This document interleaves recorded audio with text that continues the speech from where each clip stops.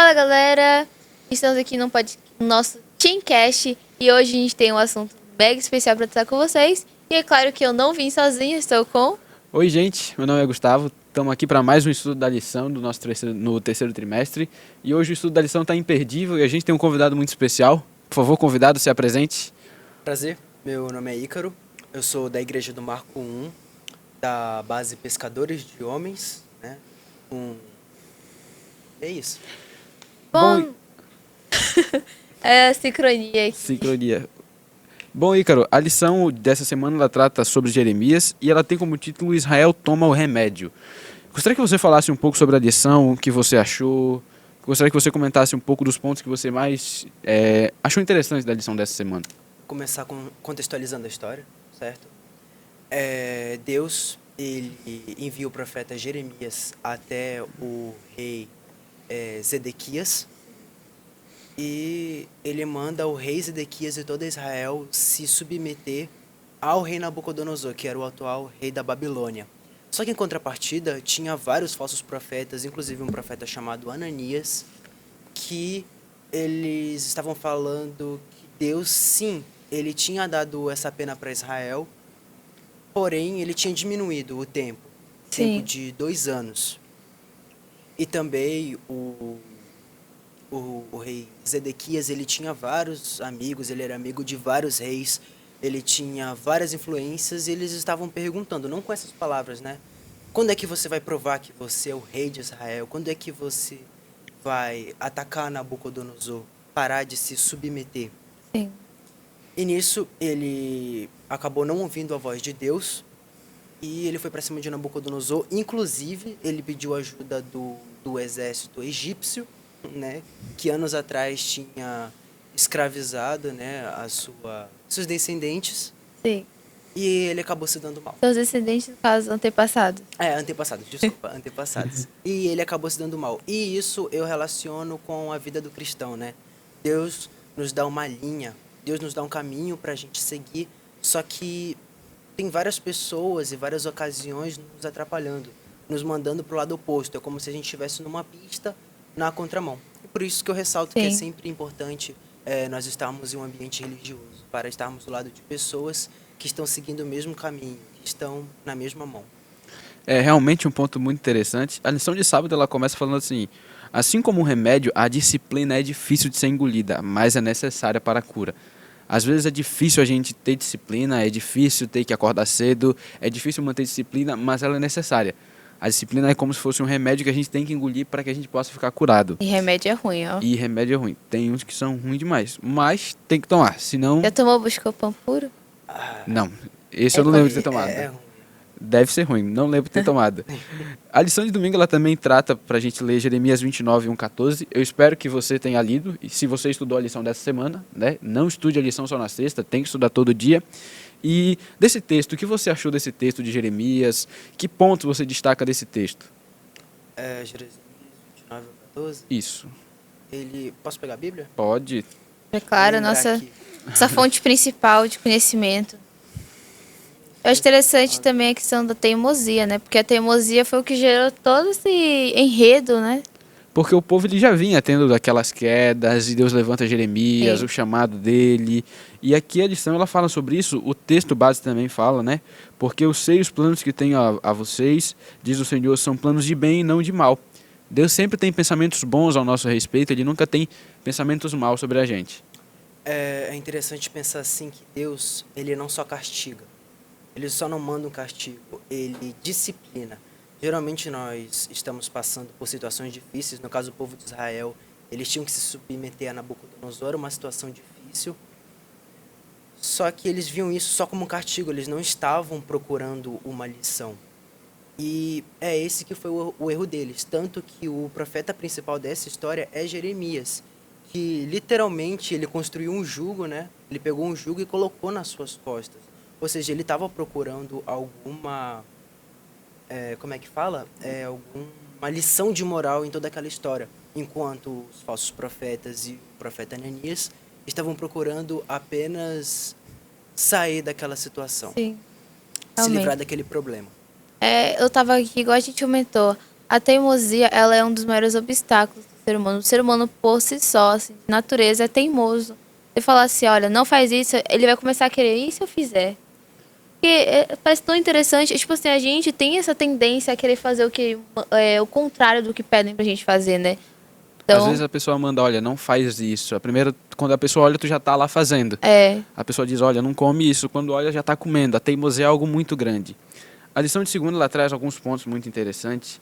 E no final da lição ela diz assim, o remédio da disciplina pode parecer amargo às vezes. igual Mas ele, Buscopan. igual Buscopan, mas ele ajuda a trazer a cura. Era necessário disciplina para aquele povo naquele tempo? Era necessário. Eu acho que não é novidade para ninguém que o povo de Israel, ele sempre pecou. Eu não tô lembrado agora, mas parece que um monte de profetas de Israel, eles se reuniram e fizeram um sacrifício de idolatria.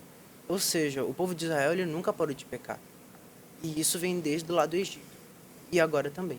Eu acho que o fato deles estarem eles terem, os antepassados desse povo no Egito, terem se desviado um pouco, né, do caminho, porque a gente vê que o povo já não era mais o mesmo. Depois de ter passado 400 anos no Egito, influenciou muito também no presente dessa história, né? Então, realmente. Realmente. A lição de terça, eu gosto da lição de terça, uma das lições que eu mais gosto. Ela trata o nosso making off, que é algumas curiosidades. É o dia mais interessante, na minha opinião. É o dia mais interessante. Que curiosidade chamou a sua atenção que você quer compartilhar com a gente, com quem está assistindo de casa? Justamente por causa dos falsos profetas. Eu queria muito ressaltar isso, que assim, Deus, ele nos dá uma ordem, só que sempre vai surgir os falsos profetas, entendeu? Vai sempre surgir pessoas que elas entendem o que Deus quer, elas compreendem o caminho de Deus e elas vão fazer de tudo para nos desvirtuar, entendeu? São profetas, só que são falsos.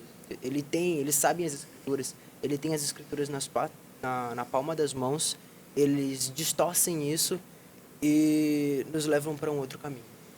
Realmente, esses falsos profetas, eles existem ainda hoje e eles dificultam muitas pessoas a entrarem no caminho da verdade, a entrarem na igreja e faz com que pessoas que estão na igreja saiam desse caminho. O tanto de igrejas que dizem pregar a verdade, mas na verdade, eles têm ali um interesse por trás, eles buscam segundas intenções e acabam pregando o que não é correto.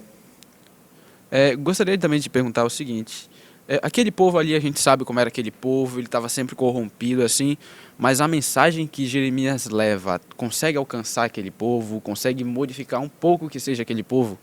Ele tenta, assim, eu li o livro Os Escolhidos, né?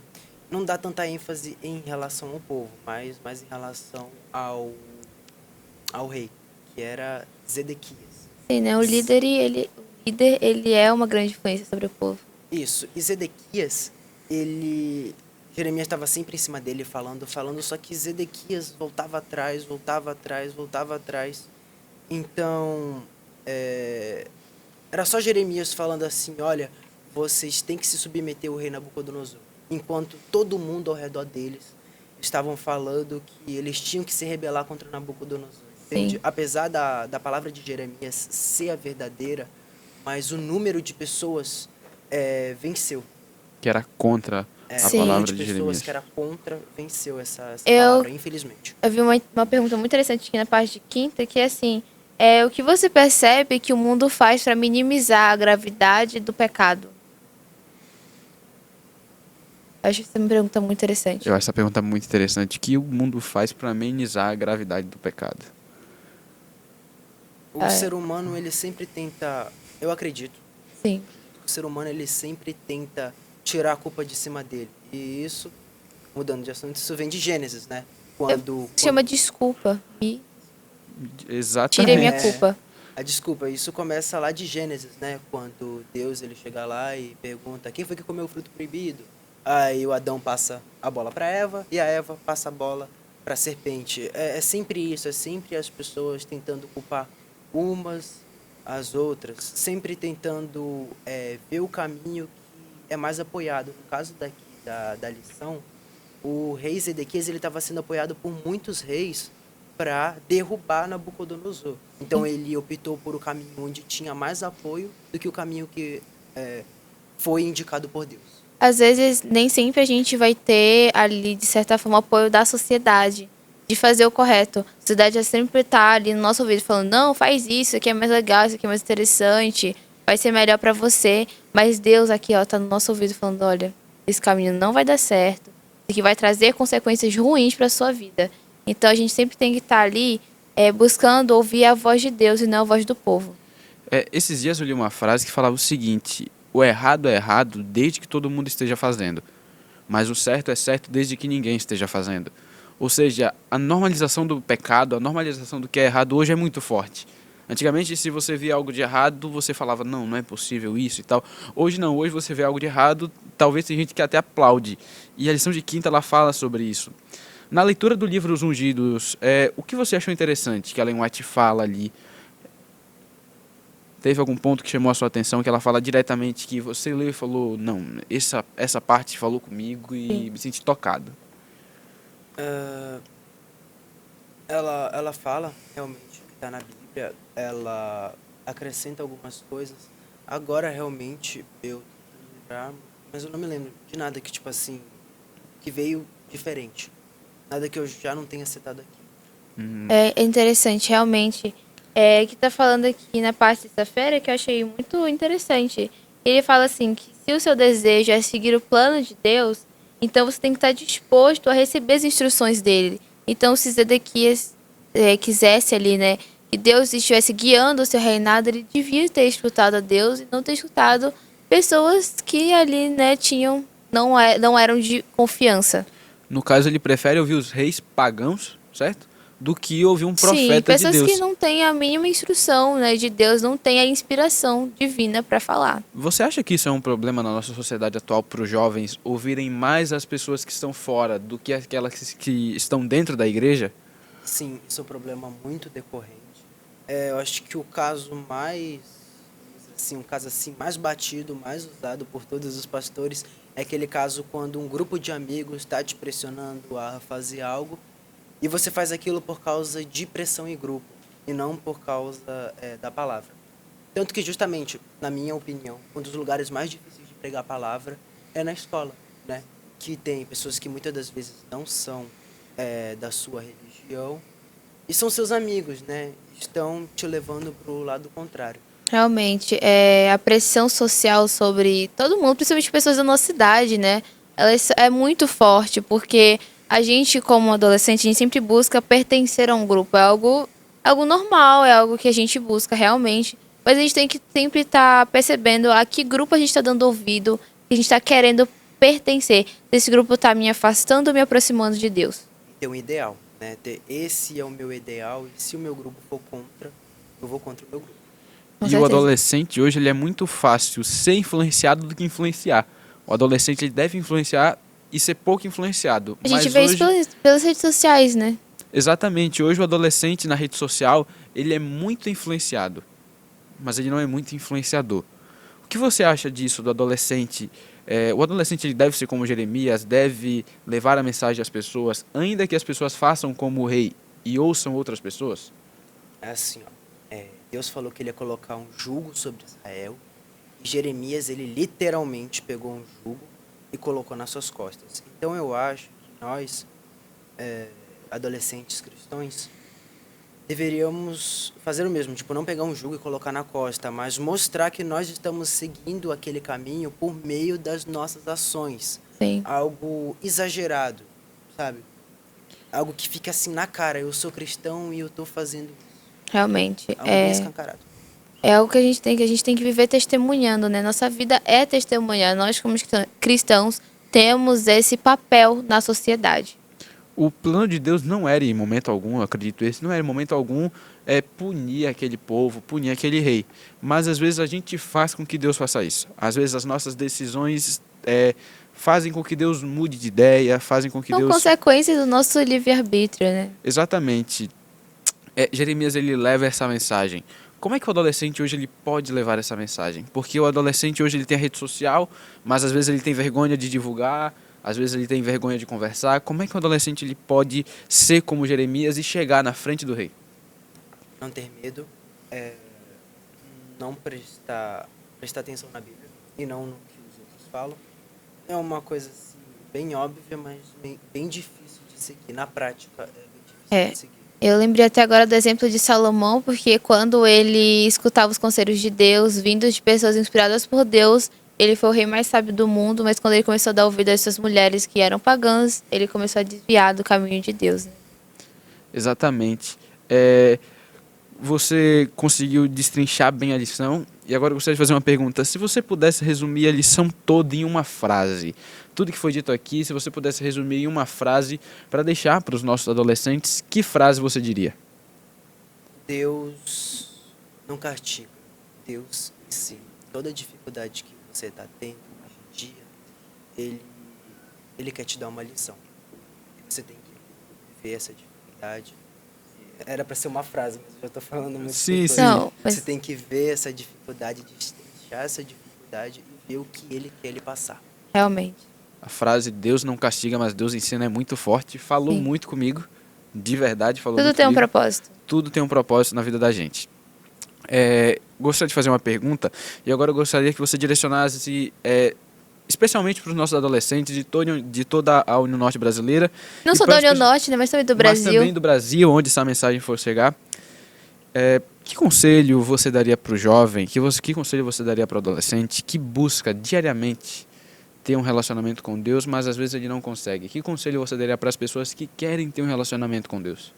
Baseado no estudo. Com certeza. Com certeza, baseado no estudo da lição. Conselho eu daria? Acho que até a frase que você já falou seria um conselho. A né? frase já seria um bom conselho. A frase foi um conselho, mas ampliando mais esse tema, não ligar para o que as pessoas falam. Por exemplo, eu vejo muito, eu não estaria falando isso se eu não visse esse tipo de caso. Eu vejo muito caso de adolescentes saindo da igreja porque está ocorrendo fofoca, porque está ocorrendo maldizeres, esse tipo de coisa. Então, o que Satanás quer, ele não quer atingir a igreja com coisa de fora.